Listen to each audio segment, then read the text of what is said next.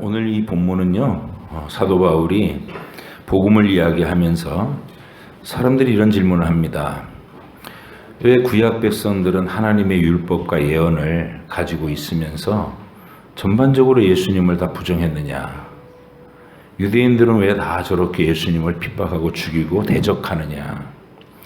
사도 바울은 유대인으로서 그 곤혹스러운 질문에 대답을 해야 되는 거예요.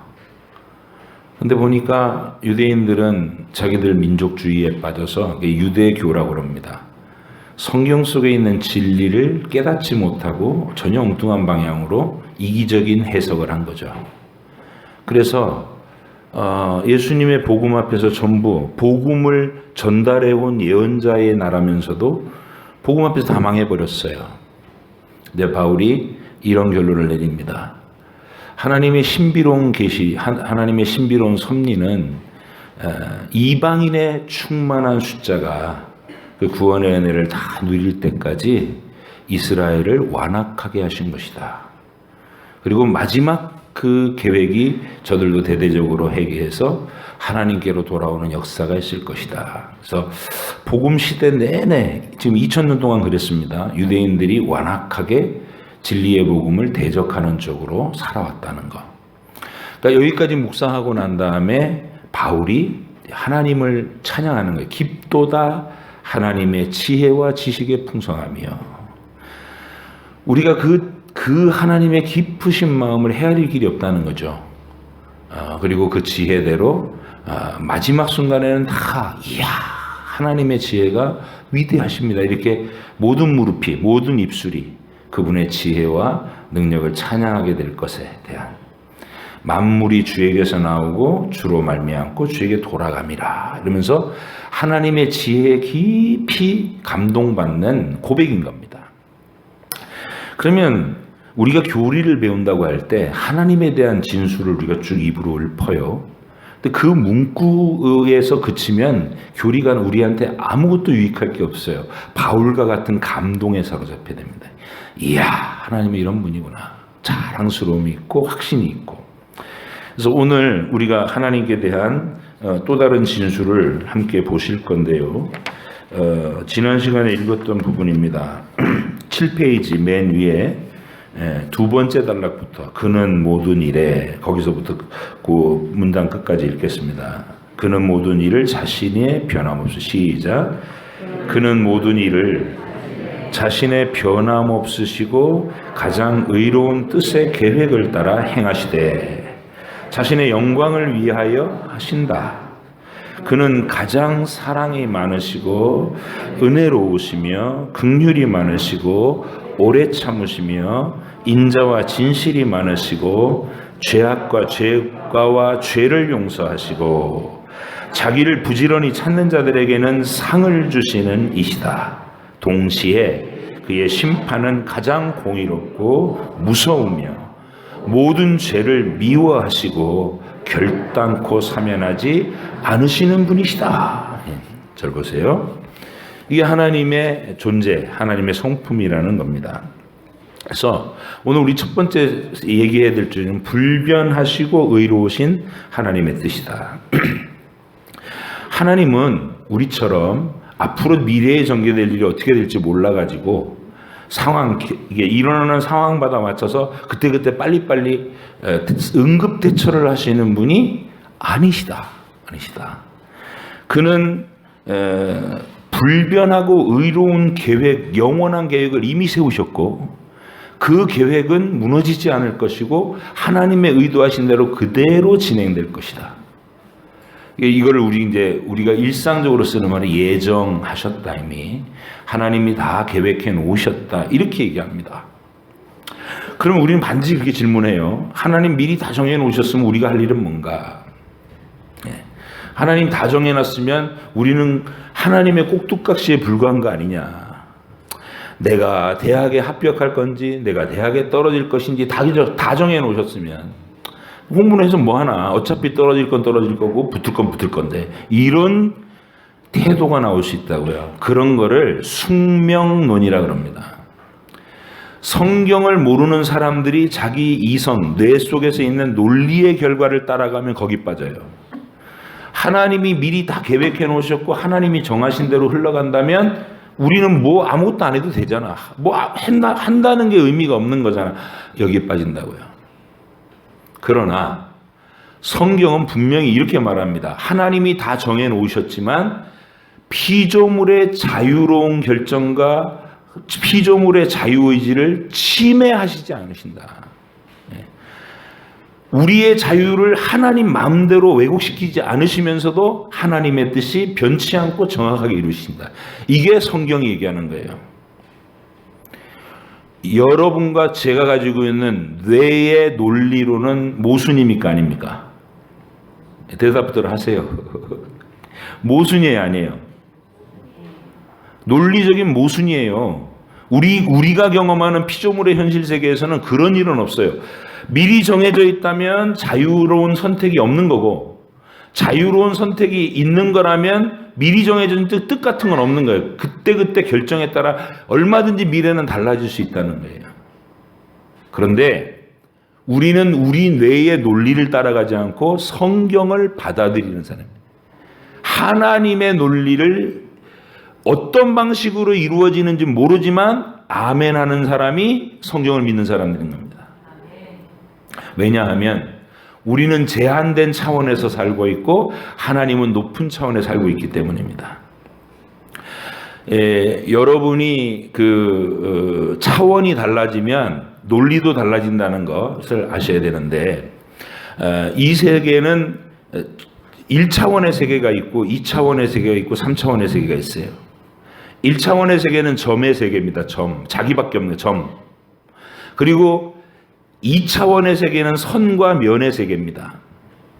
그러면 1차원의 점의 존재, 점이라고 하는 A라고 하는 점이 자기가 경험할 수 있는 2차원의 세계 속에 살고 있으면 2차원의 세계 속에는 X좌표와 Y좌표가 만나는 한 지점, 거기밖에 없어요. 한 지점밖에 없어요. 맞죠? 그러니까 내가 가로와 세로 축을 본다면 가로로 5m 지점에 있고 세로로 6m 지점에서 내가 위치한다. 그리고 딱 좌표를 정하면 그건 딱 한 점밖에 없다고요. 그게 2차원에 사는 존재의 논리예요. 맞나요? 이거 어려워요? 이런 얘기 하는 거? 안 어렵죠? X좌표, Y좌표 한 점밖에 없잖아. 그런데 3차원으로 그게 늘어나면 뭐가 생겨요? 높이가 생기잖아. 그죠? 가로와 세로만 있는 게 아니라 수직된 높이도 생겨요. 그러면 똑같은 5m, 6m 그 좌표 지점에 무수한 점들이 위로도 쌓일 수 있는 거잖아요. 차원이 달라지면 논리도 달라집니다. 아멘이십니까? 네. 그래서 2차원의 세계 속에는 X좌표, Y좌표는 한 점밖에 없지만 3차원으로 가면 무수한 점들이 그 좌표 위에 놓일 수 있어요. 공간이 있으니까. 마찬가지로 시간과 공간이라고 하는 제약 속에서 사는 우리는 우리의 논리로는 하나님이 미리 다 정해놓으셨다? 인간은 자유롭게 선택한다? 모순이에요. 우리의 논리로는. 그러나 하나님은 모순되지 않게 그것을 하나님의 영광을 얻으시는 거로 우리가 그 천국에 올라가면 이렇게 멋진 세계가 있었구나라고 하나님을 찬양하게 될 것이란 말이죠. 우리는 그걸 인정하는 사람들입니다. 하나님의 차원을 인정하는 사람. 아멘이십니까? 근데 자기의 알량한 이 뇌의 이성의 논리를 믿고 자기 눈에 보이지 않는다고 하나님이 계시긴 뭐이 계시냐. 물리적인 우주에서 신이 있을 자리는 없다. 있다는 교만한 말을 함부로 쏟아내는 게 세상의 지혜예요. 거듭난 여러분들은 그런 망언을 함부로 하지 않기를 바라고, 하나님이 말씀하셨으면 그 말씀이 진리이십니다라고 타당하게 인정할 수 있는 순종의 마음이 있으시길 바랍니다. 자, 성경은 두 가지를 다 얘기해요. 하나님이 모든 것을 다 아시고 다 미리 계획을 세우셨고 하나님이 정하신 계획대로 100% 성취될 것이다. 아멘. 그러나 그 하나님의 계획이 우리를 무력하게 자유의지 다 빼앗고 숙명적으로 그냥 가만히 있어도 그쪽으로 굴러떨어지는 그런 방식으로 끌려가는 운명이 아니고, 여전히 우리는 우리의 자유의지로 뭔가 선한 일을 선택해야 되고 하나님의 뜻을 이루기 위해서 노력해야 되고, 그리고 그 모든 노력과 과정은 하나님이 또 기억하시고 칭찬해 주시고 보상과 열매까지 주신다는 거, 이걸 믿는 겁니다. 모순되는 두 이야기가 성경에서는 동시에 가르치고 있는 거예요. 하나님은 피조물의 자유를 제한하지 않으면서 그들의 모든 자유롭게 선택한 결과를 하나님이 섭리와 확률들까지 다 주관하셔가지고 궁극적으로는 하나님 자신의 위대함을 증명하는 하나님의 영광으로 결말 맺게 될 것이다. 사도 바울의 입장에서 자기 민족이 정작 그렇게 선지자들을 통해 예언했던 하나님의 아들을 받아들이지 못하고 다 내치고 복음을 막 극심하게 공격하는 대적의 무리가 됐다는 것은 정말 아픈 상황인 거예요. 그러나 하나님께 간절히 기도했더니 하나님 대답이 이방인의 충만한 숫자가 들어올 때까지 유대인들은 완악하게 되는 것이 내 뜻이다. 그렇게 발표를 듣고 하나님의 뜻을 깨닫고 나서는 아멘 하나님, 그리고 감탄의 기도를 하는 거예요. 깊도다 하나님의 지혜와 지식의 풍성함이요. 여러분과 제 마음이, 여러분 이제 우리 학생들 청년들이 공부를 많이 할 거예요. 대학도 가고 자기들이 이제 원하는 방향에서 진로를 정해가지고 많은 연구들을 해갈 때 새로운 지식, 새로운 어떤 인문학적인 것, 세상적인 모든 과학적인 지식을 습득하게 될 거예요. 그때 두려워하지 말고 헷갈려하지 마세요. 우리는 우리의 논리, 눈에 보이는 논리로 따라가는 게 아니라 하나님의 더 깊은 차원 속으로 들어갈 사람들이라는 거예요. 그리고 말씀이 가르치는 대로, 선포하는 대로 타당성 있게 고뇌하고 또 타당성 있게 연구하고, 그리고 하나님 앞에 하나님의 신뢰할 만한 증거를 가지고 하나님 앞에 신앙 고백을 하는 사람들이다. 그런 자부심이 충만해질 수 있기를 바랍니다. 하나님은 불변하시고 의로우신 뜻을 이미 가지고 계시고 그 계획된 바가 성밀하게 펼쳐지는 것이 인류의 과정이 될 것이고 역사가 될 것이고 여러분 개인의 인생이 될 것이다. 그러나 단 한순간도 여러분의 개인의 인생에 하나님이 강제로 내 코를 딱 갈고리로 걸어가지고 내가 가려는 쪽 말고도 질질질 끌고 다니는 그런 방식으로 하나님의 뜻을 이루시지 않는다. 인격적인 거라 때로는 우리를 위협도 하셔요. 부모 사랑도 그렇잖아요. 자식이 자꾸 위험한 길로 가겠다고 그러고 자기를 망치는 길로 가겠다 그러면 그래 자유의지니까 네 마음대로 해라 그러고 가만히 있을 부모가 있어요? 애타는 마음으로 너 죽고 나 죽자 이러면서 불러가지고 막 멱살잡이를 하든지 막 밤새도록 씨름을 하든지 너 그쪽으로 가면 죽을 길이야 이놈아 이러면서 싸우지 않겠어요? 하나님도 때로는 우리가 막 절벽으로 뛰어내리려고 하면 거기 가시울타리로 막아서 꺾어요. 좌절시키시고. 그렇다고 그게 하나님 강제로 우리를 질질 끌고 다니는 결코 아니에요. 거기서 하나님은 끝까지 설득하십니다. 이야기하시고 설득하시고 그리고 마침내 우리가 아 그렇군요 하나님 내가 항복하겠습니다. 그렇게 인격적으로 우리의 자유의지에 순종을 받아내셔서 하나님 뜻을 이루신단 말이에요. 그게 하나님의 예정입니다. 귀한 여러분, 여러분께서 이 인생을 사시면서 또 이런 자부심도 있어야 돼요. 과학이 발전하면 발전할수록 궁극적인 물질의 진리에도 도달하면 도달할수록 그 물질의 세계는 과학자들을 놀라게 만들면서 하나님의 성경의 진리와 부합되는 쪽으로 펼쳐질 것이다. 제가 이제 가끔씩 양자물리학 얘기하는데 이게 최근 상황이에요. 과학계, 물리학계의 최근 상황이라 아인슈타인조차도 양자물리학을 끝까지 인정 못했어요. 근데 세상의 진실은 양자물리학이 맞아요. 그래가지고 과학자들은 자기들의 논리로 설명이 안 되는 현상을 보고 있는 게 지금 원자들의 세계에서 이 세상이 궁극적으로 어떤 모양을 띠고 어떻게 진행되는가가 그들의 눈에 상상도 하지 못했던 논리상으로 받아들일 수 없는 이상한 모습으로 펼쳐지는데 실험을 해보면 그게 맞는 거예요. 그게 양자물리학이에요. 그러니까 지금 제가 이런 얘기를 꺼내도 여러분이 저게 뭔 소리야? 자꾸 요즘 진 목사님 양자 얘기를 해. 예. 자꾸 들으시면 알아들은 이렇게 익숙해지는 순간이 오는데 이 얘기는 이런 겁니다. 이 세상의 물질은 입자 아니면 파동이라는 거예요. 원자라는 그 알갱이냐 아니면 물이나 소리처럼, 예? 물이나 소리는 무슨 알갱이로 느껴지는 게 아니라 이렇게 퍼져가는 거죠. 퍼져가는 거. 자, 구멍을 두 개를 이렇게 딱 뚫어 놓고요. 알갱이, 탁구공을 쏜다. 탁구공을 쏘면은 이 구멍이 뚫린 그 구멍을 쑥 통과해서 반대편 스크린으로 도달하든가 아니면 그 구멍 옆에 벽에 부딪혀 튕겨나오든가 둘 중에 하나죠. 여기까지 이해되셨어요? 자, 구멍이 뚫려 있어요. 여기서 탁구공을 쏴요. 그러면 그 구멍을 슉 통과해서 저쪽 반대편에 스크린이 있어요. 거기 스크린에 가서 턱 맞아서 흔적을 남기든지 아니면 아예 그 구멍을 통과 못하면 부딪혀서 튀겨나가든지 둘 중에 하나죠.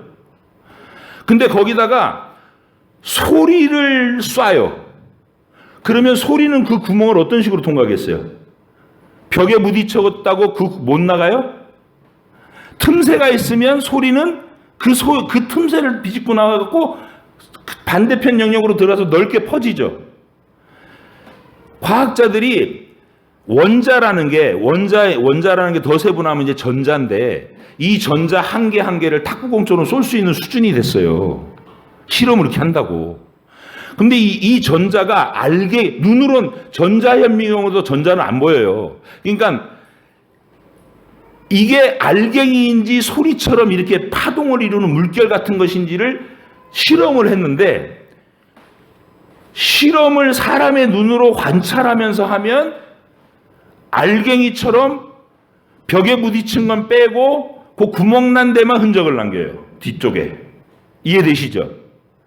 근데 아무도 관찰을 안 하고 그냥 상자 속에 덮어놓고 진공 상태에서 그 실험이 진행되면 관찰자가 없으면 희한하게도 뒤쪽에 마치 소리가 퍼진 것처럼 스크린 전체에 흔적을 남겨. 그래서 놀래 자빠지는 거예요. 결론은 뭐예요? 눈이 안 보이니까 전자는 탁구공처럼 알갱이기도 하고 물처럼 소리처럼 파동이기도 하다리고 둘 다의 상태를 얘기할 수밖에 없어요. 그걸 아인슈타인이 못 받아들였다고. 근데 이 얘기가 굉장히 중요한 이유가 뭐냐면요.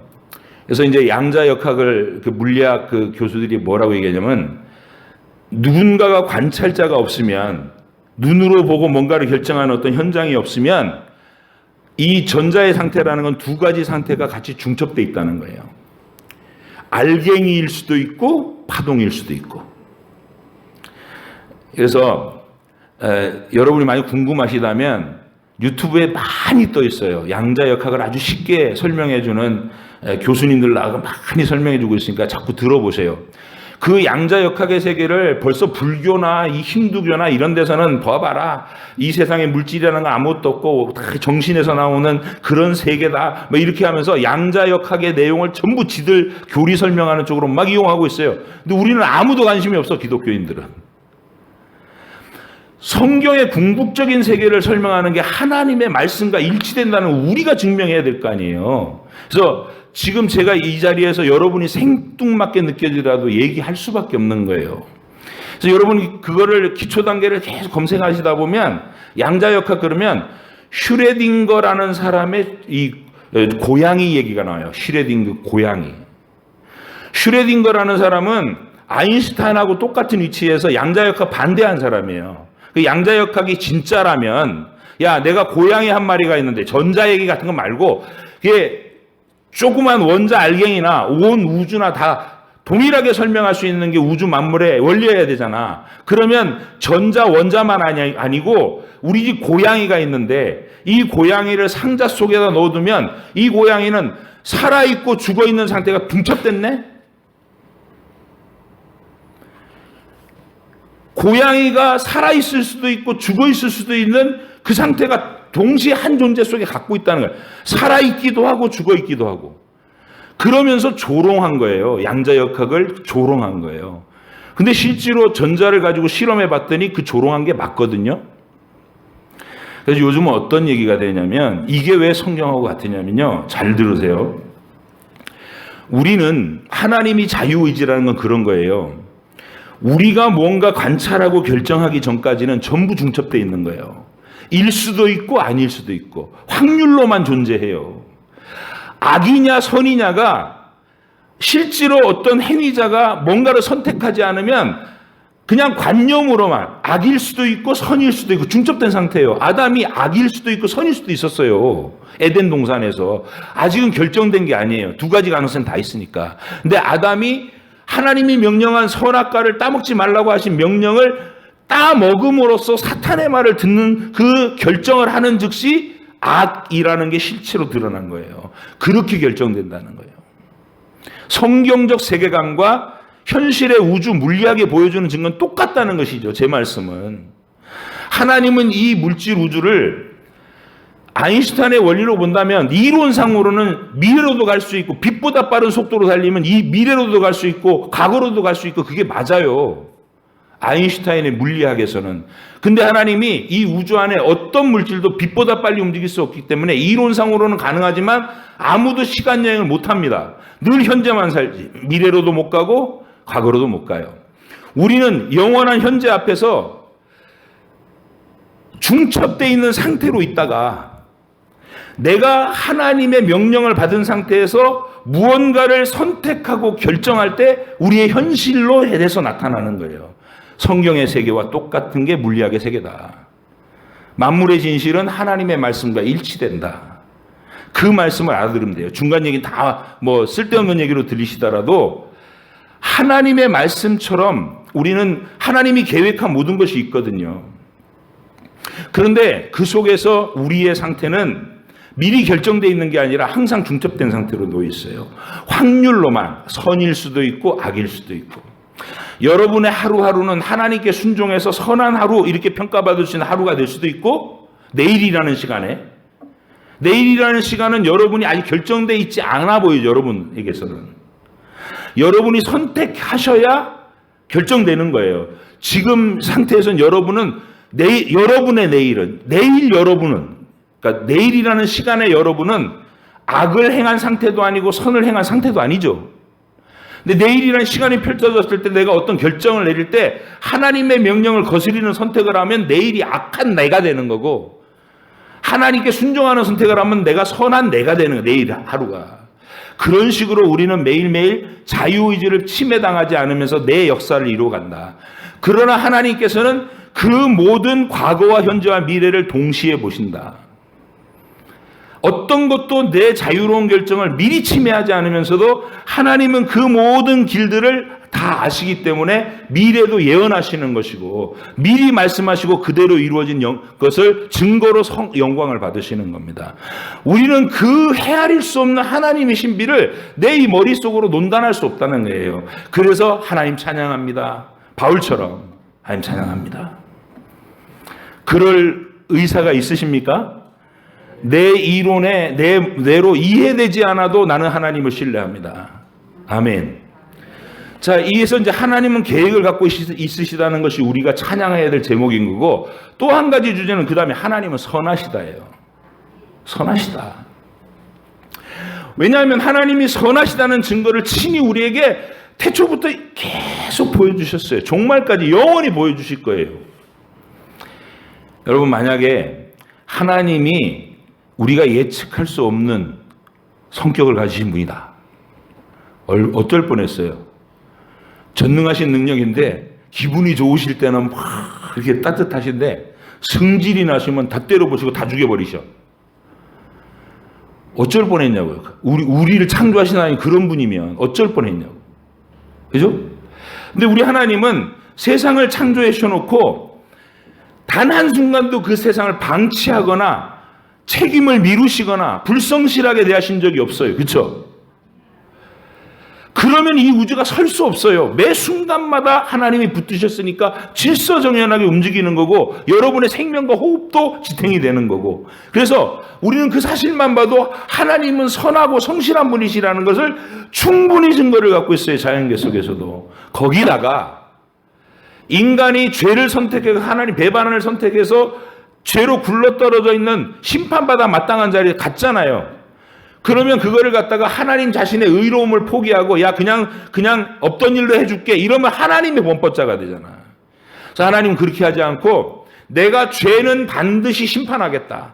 죄는 심판의 벌을 받아야 된다. 그래 하나님의 영광 훼손이 안 가요. 법은 법대로 집행이 돼야 된다고. 근데 그렇게 집행하면 아무도 살려낼 수가 없잖아요. 그래서 하나님은 망가진 인류 가운데 하나님의 계획이 이거예요. 어떤 사람에게는 자기의 책임대로 법대로 네가 태어나서 죽을 때까지 기회를 또 주고 평생의 기회를 하나님이 생명 주고 양식 주고 모든 기회를 주고 삶을 풍성하게 살 만한 은혜를 다 주시는데도 하나님을 평생 욕만 하고 살아가는 사람, 그 일에 대해서 하나님이 대가를 물으시겠다. 반드시 그 불법과 악행에 대해서 하나님이 심판으로 제압하시는 그 순간이 올 것이다라는 위대한 선언을 하세요. 법이 집행될 거라고. 영광스러우신 거죠. 예. 무능력한 왕이 아니라 강하고 전능하신 왕이시라서 이 세상의 악과 부정에 대해서 심판하신다는 거예요. 근데 우리도 다 그쪽으로 속해 있었다고. 근데 하나님이 심판받을 모두 중에서 내가 내 속에 끌어넘치는 이 충만한, 이 영원한, 이 사랑의 대상자들을 입혀주고 싶다, 그 사랑을. 그래서 일부에게는 하나님이 긍휼을 베푸시기로 정하셔요. 그게 이제 딱 샘플로 뜬 사람이 야곱과 에서예요. 똑같은 조건에 어머니 태에서 쌍둥이로 태어나나. 한 사람에 대해서는 그 은혜를 입히지 않고 법대로 집행하게 하시고, 에서는 마음대로 살게끔 하시다가 자기가 선택해가는 그 인생의 대가를 법대로 집행하는 쪽으로 하는 게 에서예요. 근데 야곱은 하나님이 법대로 집행하지 않고 내가 너를 그 심판의 자리에서 사면해주고 건져내실 길을 마련하겠다는 거예요. 그러면 그 벌을 자신이 잘못 살아가는 죄에 대한 형벌을 받아야 될까요? 누가? 우리가 받으면 우리가 지옥 가서 이렇게 비명을 지르고 있어야 되니까 우리한테 그 집행을 내리면 심판하겠다는 거하고 똑같으니까 그러면 은혜를 어떻게 입히냐는 거예요. 이게 하나님의 딜레마인데 하나님은 딜레마에 빠지시는 분이 아니죠. 그 일을 이루시기 위해서 어떻게 하셨다? 하나님의 법도 훼손시키지 않고 하나님의 사랑도 제시하려니까 하나님이 자신과 동등하신 아들 하나님을 사람이 되게 하셔서 우리의 대표로 다시 심판의 자리에 서 계신, 우리에게 쏟으실 모든 심판의 몫을 아들 예수님이 한꺼번에 쏟으시고 그 값으로 저와 여러분을 사셔서 우리 죄를 사면하실 수 있는 근거를 마련하셨다. 지혜로우시죠. 지혜로우시면서 어떤 분이에요? 선하신 분이에요. 그런 일들을 해주지 않으셨어도 우주와 만물을 창조하시고 성실하게 돌보시는 것만도 성실하고 선하신 분이신데 악인을 구원해내시기 위해서 아들을 희생시키신 위대한 사랑을 보여주시는 분이고, 그리고 그 계획을 한 번도 취소시키지 없는 하나님은 선하신 하나님이시다. 그러니 우리가 하나님을 찬양하지 않을 수 있냐는 거예요. 이렇게 멋있는 하나님, 이렇게 은혜로우신 하나님, 그리고 올바르신 하나님을 섬기고 있어요. 선하신 하나님, 선하신 하나님. 여러분, 우리 선배들이 모여갖고 하나님은 변치 않고 침해받지 않는 완전한 계획을 갖고 계시다 이렇게 얘기하고, 그분은 선하시며 지혜로우시며 이렇게 쭉 얘기하는 이유가 바로 그거예요. 우리는 믿을 수 있는 신뢰만, 믿부신 하나님을 믿는 거예요. 선하신 하나님을 귀하게 찬양할 수 있길 바랍니다.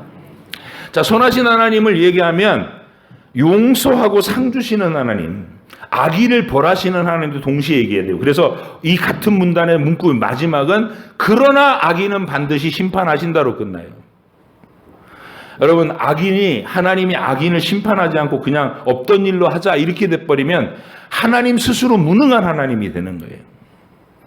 그래서 우리에게 보여주신 사랑의 크기만큼 하나님의 심판의 두려움도 펼쳐 보이시는 겁니다.